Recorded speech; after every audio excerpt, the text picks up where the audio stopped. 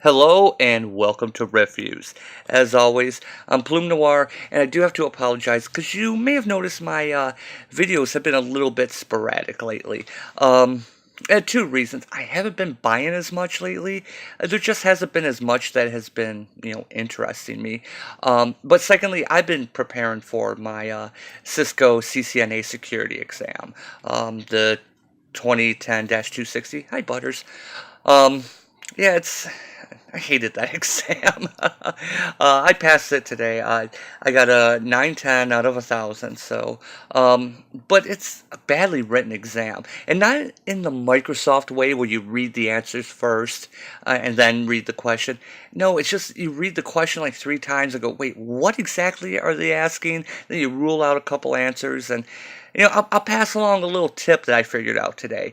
What I did was I took my dry erase board and I rewrote some of the questions as I was doing it, kind of getting some of the key points, and trying to figure out from there. And it works, so I just figured I'd share that. Hi, boo boo. But I need to catch up on things. And it occurred to me that I actually have not reviewed the past Avengers books, like the past three books.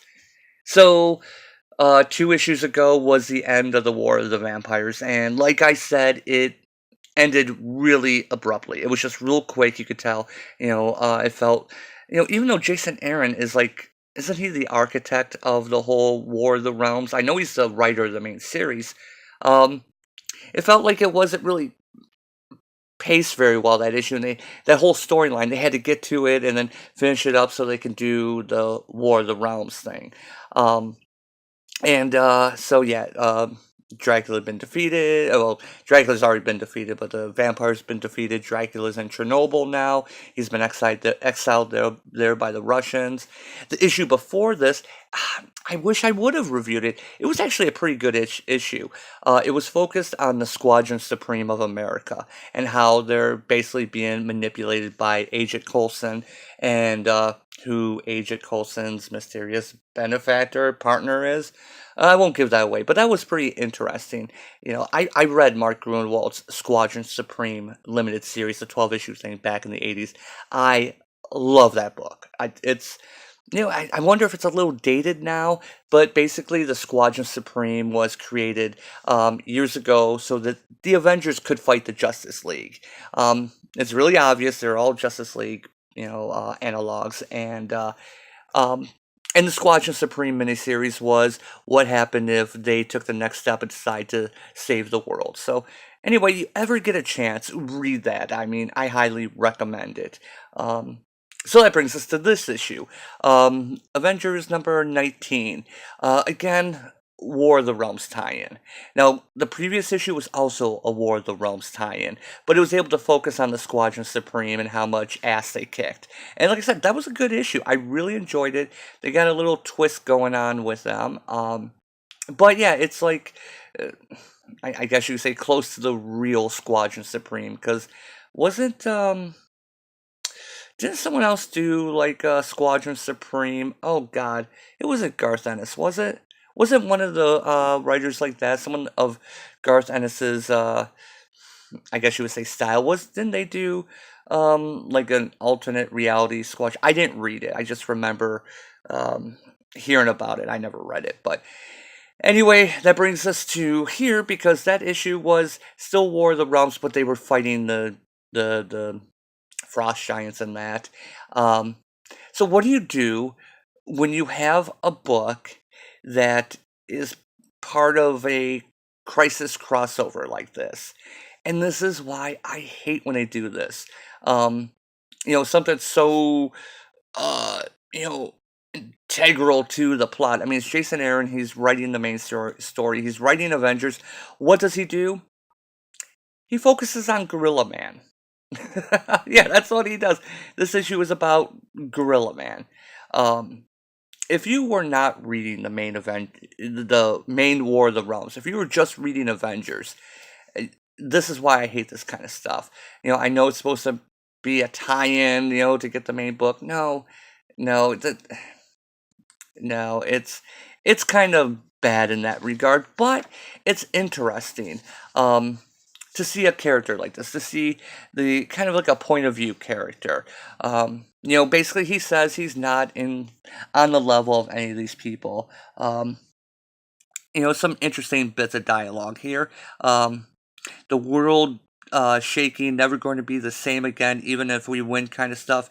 That all the big league heroes teaming up together, or sometimes fighting each other, I guess. I don't know. Like I said, I never get the call. I'm usually drunk and read about it in the paper the next day.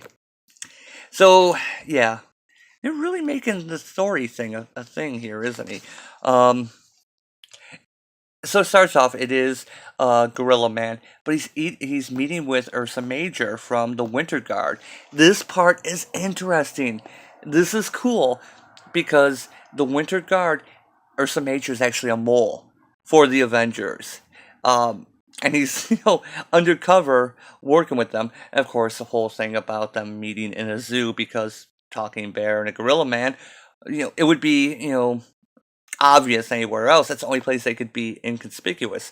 Except wouldn't people wonder why there's a gorilla in the bear exhibit or vice versa? But anyway, so he's briefing Gorilla Man on what's going on with Dracula being exiled to Chernobyl. The Red Widow running the team doesn't trust him, doesn't trust Ursa Major, and then Kazar shows up. Let me get this kind of funny dialogue here. Kazar, what the hell, buddy? I'm working here. Shut up and look at your Wakanda pocket computer thingy. It's called a cell phone, you dinosaur-loving hillbilly, and it's got no signal.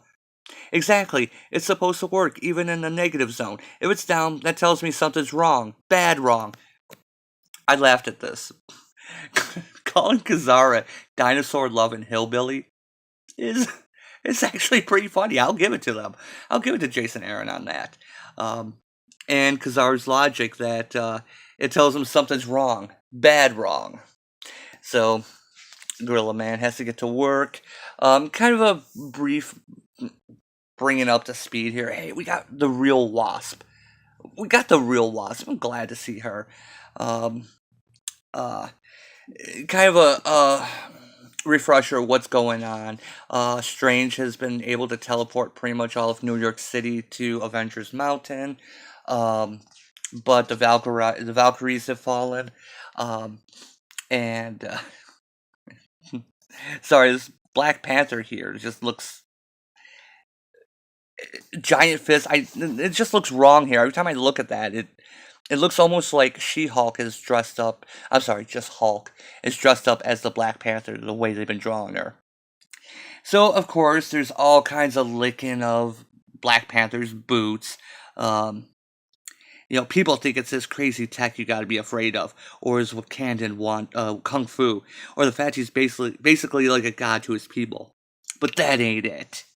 Where's the next line here? There it is.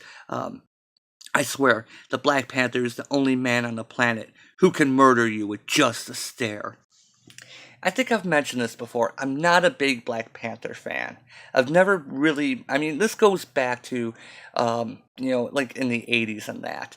I never got into him. And I know right now there's the big push. He's great. He can do everything Tony Stark can do, and everyone loves him, and Wakanda forever.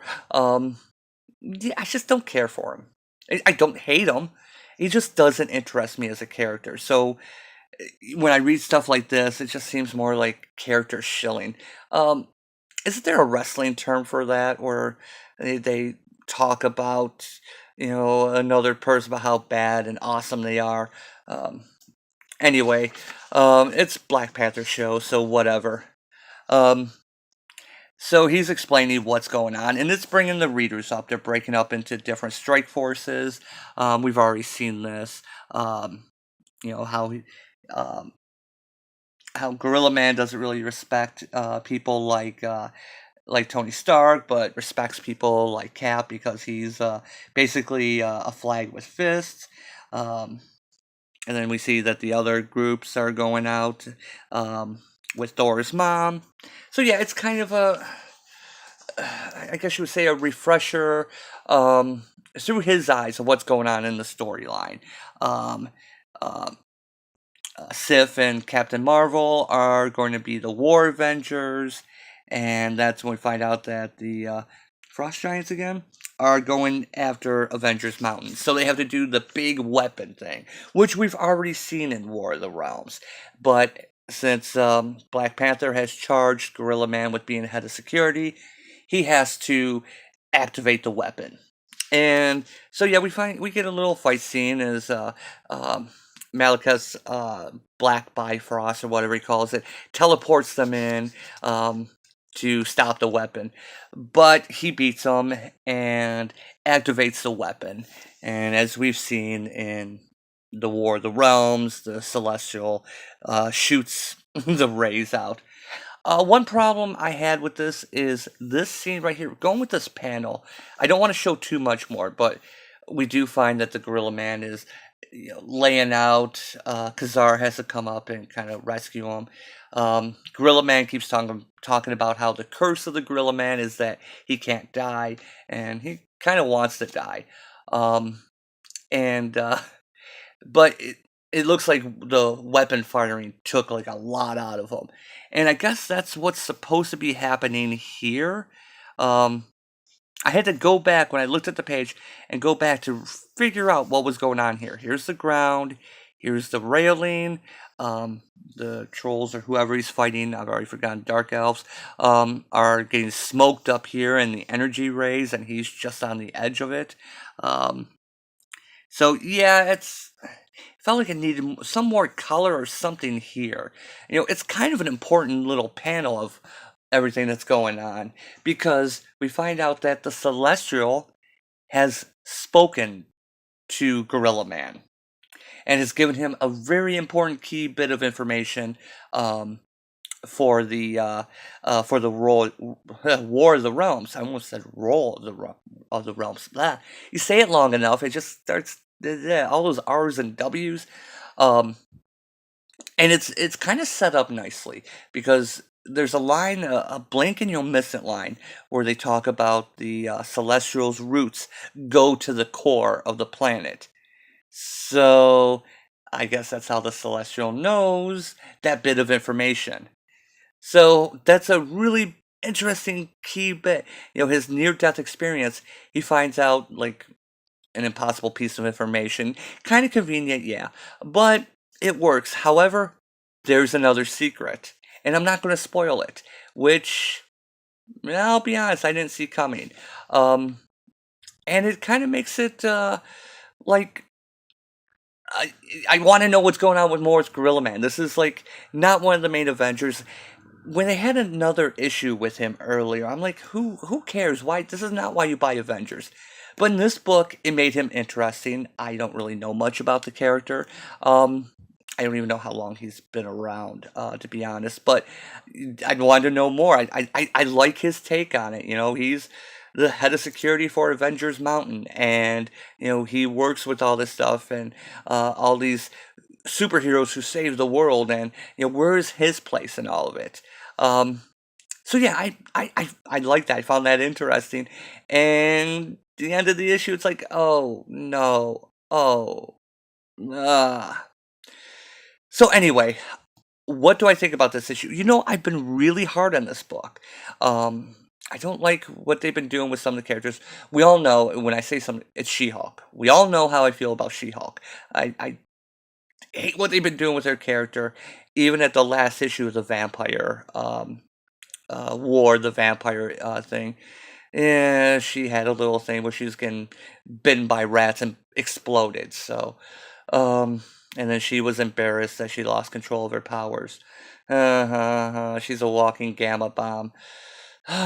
She was fine before. Why are they doing that? But anyway, I noticed something interesting, and this is my opinion. This issue and the previous issue, which I think I have nearby. Um, yeah, this issue, which I love this cover. I mean, it's just such a Justice League cover, and these two issues, which I almost thought they fit together the way that went. Oh wait, maybe they do. Huh, I just now noticed that the coloring's wrong on it, but they fit together. Huh, I didn't even notice that. That was complete coincidence. Oh man, they should have fixed the coloring on that though. Anyway, these two issues have mostly nothing to do with the Avengers. I like these two issues. That is not good.